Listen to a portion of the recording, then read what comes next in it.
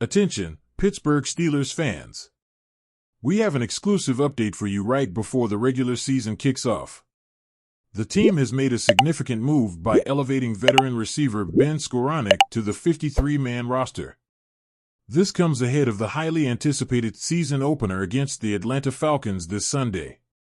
Ben Skowronek, who was promoted from the practice squad, will now take on the role of the Steelers' fifth receiver. This decision is largely due to the injury of rookie Roman Wilson, who will be sidelined with a left ankle sprain.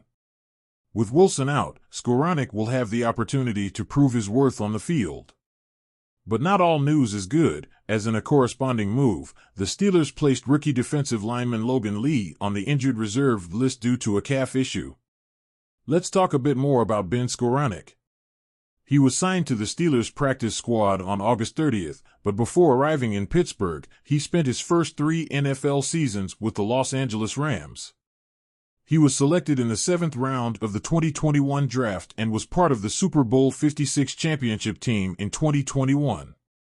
Despite having his most productive season in 2022 with the Rams, where he recorded 39 receptions for 376 yards in 11 games, his playing time decreased in 2023 due to the emergence of young talents like Puka Nacua and Tutu Atwell.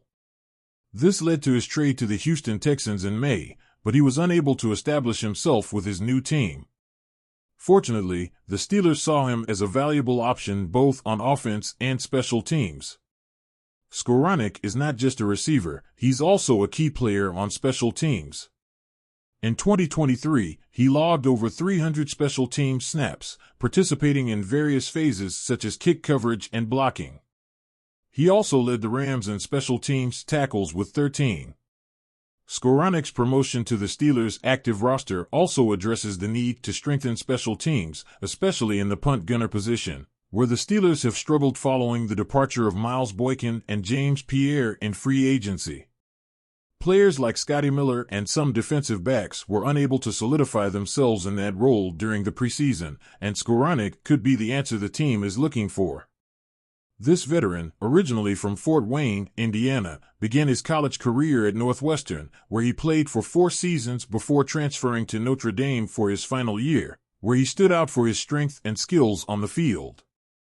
Don't miss Skowronek's debut with the Steelers this Sunday in a crucial game against the Falcons. Do you think this veteran receiver can make a difference and become a key player on special teams or even in the offense? The situation at quarterback has taken an unexpected turn in recent weeks, and Justin Fields, who initially seemed destined to be the backup, is once again in the running to become the starter for the much-anticipated Week 1 of the season. In a preseason full of ups and downs, Fields has shown an impressive ability to remain calm under pressure as he competes directly with the experienced Russell Wilson. Since both players joined the Steelers in March, the battle for the starting quarterback position has been intense. Wilson, with his extensive NFL history and proven leadership, seemed to have a slight edge. However, Justin Fields has kept his focus and determination, knowing that in the world of professional football, everything can change in the blink of an eye.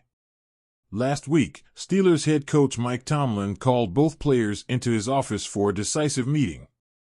It was then that Tomlin informed Fields and Wilson that Russell would be chosen to lead the team as the starting quarterback at the beginning of the season.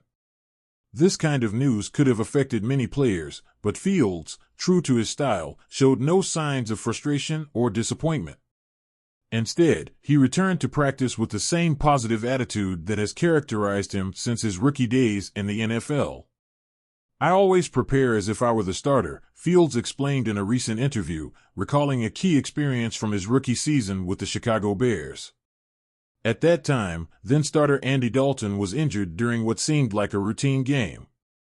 Suddenly, Fields found himself leading the team, a lesson he hasn't forgotten. "You never know what can happen," he said with a mix of wisdom and determination. And indeed, this preseason, Justin Fields' luck changed drastically. Shortly after being informed that he would be the backup, his opportunity unexpectedly reappeared. During practice, Russell Wilson felt a discomfort in his calf, a recurrence of the injury that had already kept him out of much of training camp and Week 1 of the preseason. Although not yet confirmed, Wilson is currently listed as questionable for the first regular season game, thus opening the door for Fields to re-enter the conversation for the starting position. Over the past 2 days, Justin has been taking reps with the first team, generating growing anticipation over who will ultimately lead the Steelers in their first game. This unexpected turn of events has placed Fields in a position of great responsibility, and though everything happened within the span of just 8 days, he has managed to stay calm. Fields, who has been criticized in the past for his laid-back style and seemingly carefree behavior, insists that staying balanced is key in a career as filled with ups and downs as that of an NFL quarterback. "You can't get swept up in the wave of emotions," Fields noted, showing his maturity and understanding of the game. "My job is to be the best player I can be for this team, whether as a starter or backup. It's not about my feelings or what I want, but about doing everything I can to help the team succeed." Some critics have interpreted his calm demeanor as a lack of interest, especially during his time with the Chicago Bears, where things didn't always go as he expected. However, Fields insists that his calm personality doesn't mean he doesn't care about the team or his performance. "I've always been a balanced person," he stated. "Some teammates here have said to me, 'You always look so calm and relaxed.' But that's just the way I am. I don't get carried away by the good moments, nor do I get down in the bad.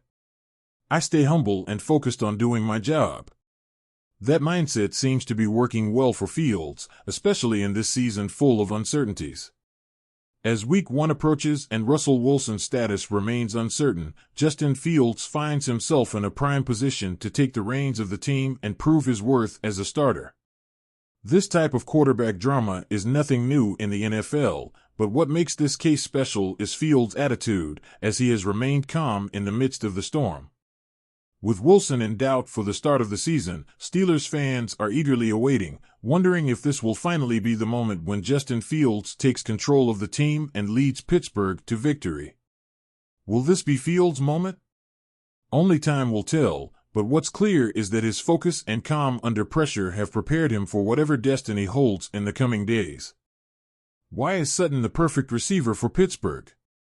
The Steelers have spent months searching for a legitimate WR2 to complement George Pickens in the passing game, especially after trading Deontay Johnson and letting Allen Robinson II go. Although Pittsburgh has added names like Van Jefferson and Scotty Miller, none have generated enough confidence to secure a spot as a primary receiver. This is where Sutton would fit in perfectly. With the Broncos struggling and rookie Bo Nix leading Denver's offense, it wouldn't be a surprise if the team is willing to put Sutton on the trade market. This move would make a lot of sense for Pittsburgh, as Sutton is not only a physical receiver and a red zone threat, but he also has a strong connection with Russell Wilson, with whom he played for 2 seasons in Denver. One of the most attractive aspects of this potential acquisition is the pre-existing chemistry between Sutton and Wilson. In their 2 seasons together with the Broncos, Sutton caught 119 passes for 1,576 yards and 12 touchdowns, a connection that could be vital for the new offensive scheme the Steelers will implement this season under coordinator Arthur Smith. Moreover, with 2 rookies on the offensive line and a quarterback still adapting, having a receiver who already knows Wilson well would be a key advantage in keeping the offense fluid from the start. Though Sutton's arrival sounds like an excellent option for Pittsburgh, it won't be easy. Sutton still has 2 years and $34 million left on his contract, which could be an obstacle for the Steelers mid-season. However, if the Broncos continue to struggle, this trade could become more feasible. Pittsburgh is determined to be competitive in 2024, and while the possibility of signing Brandon Ayuk is now in the past, Sutton's arrival could be the key piece to help the Steelers contend for the AFC North title for the first time since 2020. Do you think Courtland Sutton would be the ideal receiver for Pittsburgh? Leave your thoughts in the comments and don't forget to subscribe for more exclusive Steelers news.